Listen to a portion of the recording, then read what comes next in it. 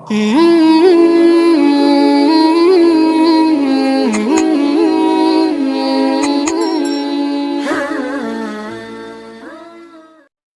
banyak orang yang ingin hidup pada hari ini, tapi kemarin sore malaikat maut sudah mencabut nyawanya. Hari ini dia tidak lagi bisa hadir sholat Jumat.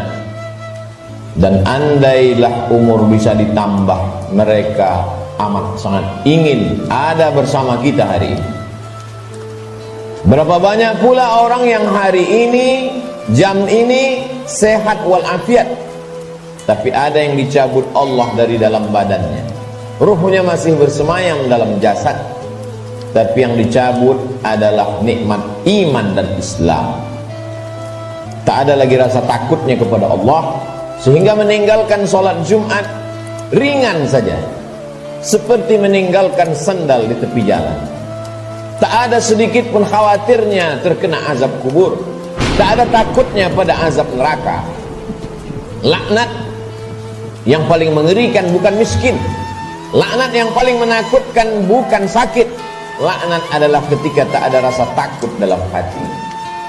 Maka ketika masih ada rasa cemas, rasa takut, bersyukurlah, berarti masih ada benih-benih iman dan Islam yang dipupuk, disiram dengan mendengarkan ceramah, tausiah, pengajian, khutbah, dan dia akan berbuah ketika dilaksanakan dalam bentuk amal saleh.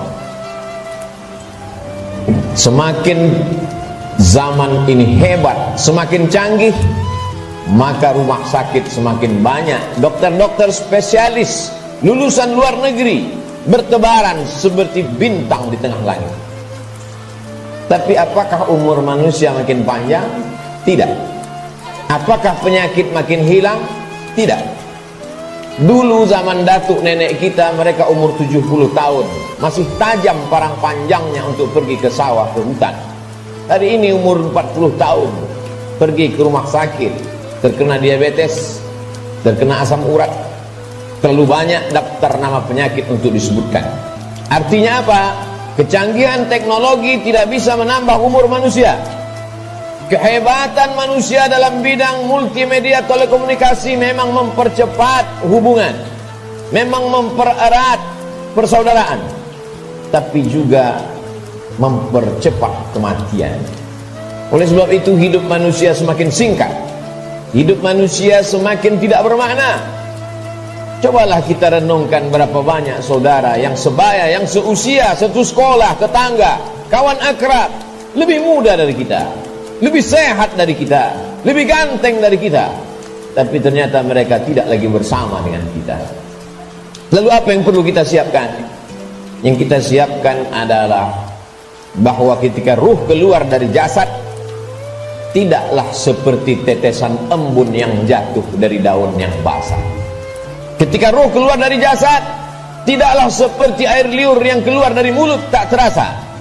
Ketika ruh keluar dari jasad, Nabi SAW bertanya kepada orang-orang yang ruhnya sudah keluar dari jasad ketika beliau Isra dan Mi'raj, bagaimana yang kalian rasakan wahai mayat, wahai ruh yang pernah bersemayam dalam jasad lalu kemudian keluar dari jasad?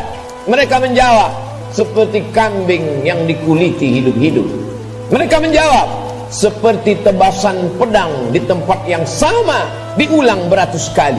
Mereka menjawab, seperti mata kail pancing ditarik dari kulit yang basah, tercabut urat-urat dan dagingnya ikut ke mata kail pancing. Begitulah sakitnya. Lalu yang perlu kita siapkan, apa yang bisa meringankan sakaratul maut itu? Di antara yang bisa meringankan sakaratul maut adalah shadaqatus sirri tadfa'u mitatasu, sedekah menghilangkan mati su'ul khatimah. Selama ini kita diajarkan berdoa, Allahumma hawwin alaina fi sakaratil maut, ringankan kami waktu sakaratul maut ya Allah. Baik, doa bagus. Habis selesai salat meminta kepada Allah, Allahumma hawwin alaina fi sakaratil maut. Indah, cantik. Tapi ada yang lebih bagus lagi untuk supaya kita ringan waktu sakaratul maut, yaitu dengan cara bersedekah. Yang mewakafkan tanah masjid ini, yang mewakafkan semen, yang mewakafkan batu, kosen, jendela, tak tahu kita siapa namanya, tapi dengan sedekahnya itu dia sudah memperingan sakratul maut. Sampai hari ini orang yang mati itu tidak pernah hidup lagi untuk bercerita kepada kita. Mimpi pun tak dapat kita pesan. Bolak-balik kita minta untuk bermimpi dengan datuk, ayah, emak, tak dapat berjumpa dengan mereka. Andai pun berjumpa dalam mimpi, tak pula dapat kita membuat pertanyaan-pertanyaan yang sudah kita sediakan sebelum tidur. Satu-satunya cara hanya dengan menyebut, membaca, mengingat hadis-hadis Nabi Muhammad sallallahu alaihi wasallam. Dan itu adalah iman. Hari ini orang sedang krisis dengan iman. Dia tidak lagi percaya. Mana itu alam akhirat? Mana itu alam barzah? Mana itu roh? Aku tidak percaya kepada yang tak nampak. Aku tidak percaya kepada yang tidak terlihat. Yang aku percaya hanya yang bisa aku pegang dengan tangan, yang bisa aku rasa dengan lidah, yang aku tatap dengan mata, yang aku dengar dengan telinga. Begitu sombongnya manusia berkata, mana itu? Mana dia? Mana yang tidak nampak itu? Tapi ketika kematian datang, adakah yang bisa melihat kematian? Percaya, mati. Tak percaya pun mati. Percaya dan tak percaya, semuanya akan mati menghadap Allah Subhanahu wa ta'ala. Silakan tidak percaya. Mau menjadi kafir, silakan. Mau menjadi orang munafik, silakan. Mau menjadi Abu Jahal, Abu Lahab, silakan.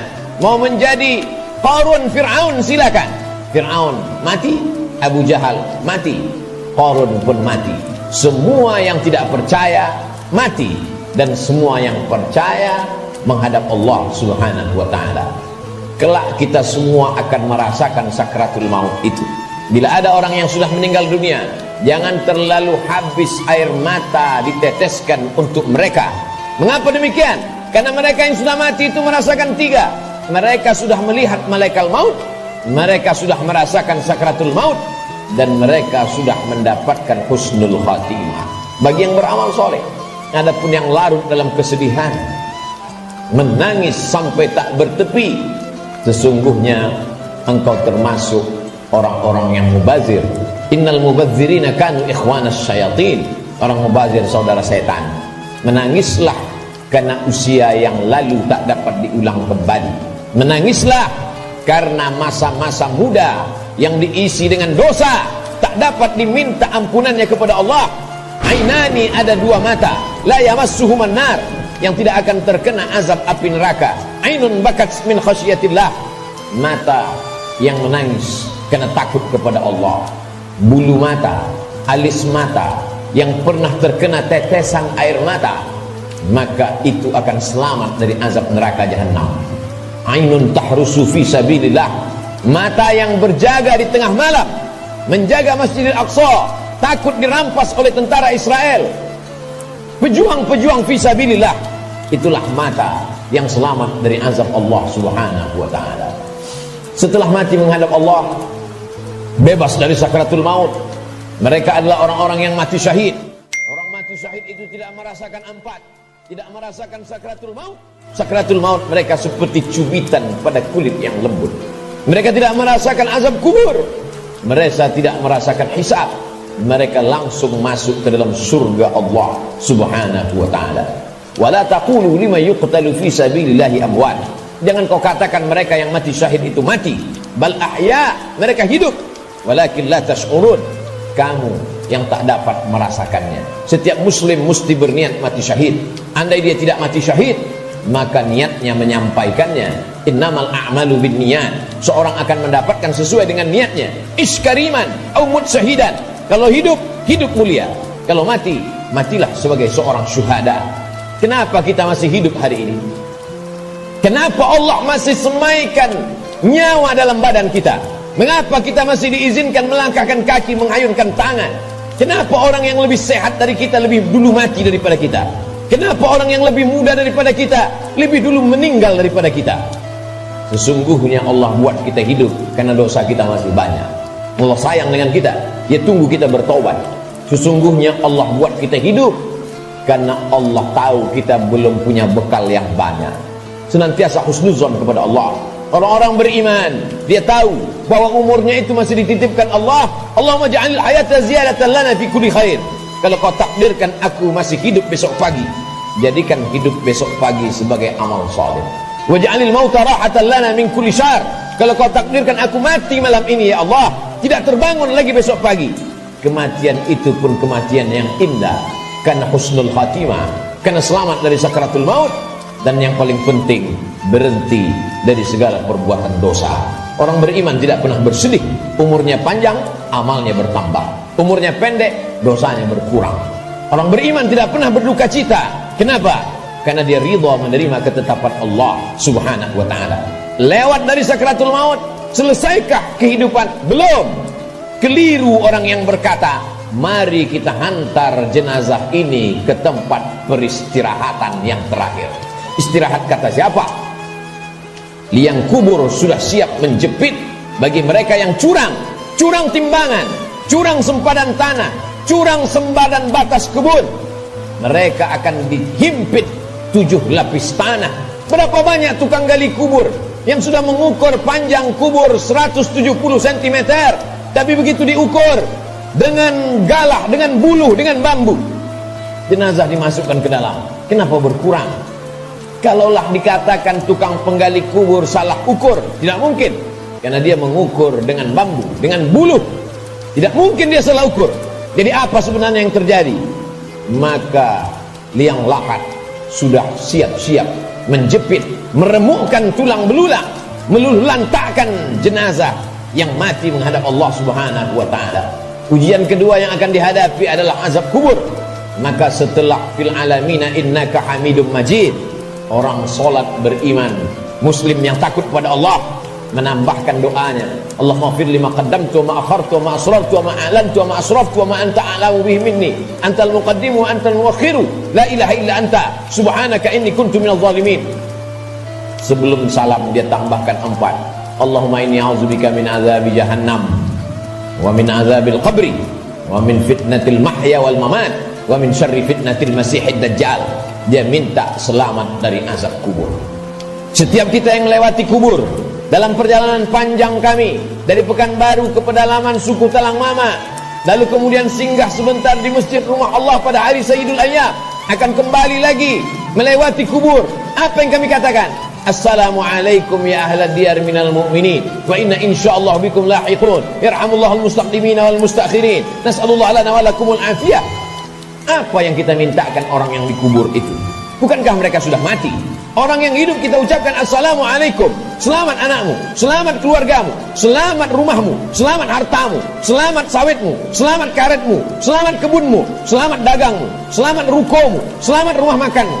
Tapi untuk orang yang sudah mati, apa yang kita ucapkan? Kenapa ada selamat untuk orang mati? Maka sesungguhnya salam pada orang mati di liang kubur adalah Assalamualaikum ya ahlal kubur, selamat kalian dari azab kubur. Hadisnya sahih, diriwayatkan oleh Sayyidatuna Aisyah Ummul Mukminin. Wahai Aisyah, kata Nabi SAW, kalau engkau lewat di kubur, mulutmu jangan diam saja, ucapkan salam, Assalamualaikum ya ahlad diyar, selamat bagi kalian. Selamat apa? Selamat dari azab kubur. Jangan pernah mulut ini berhenti meminta selamat dari azab kubur.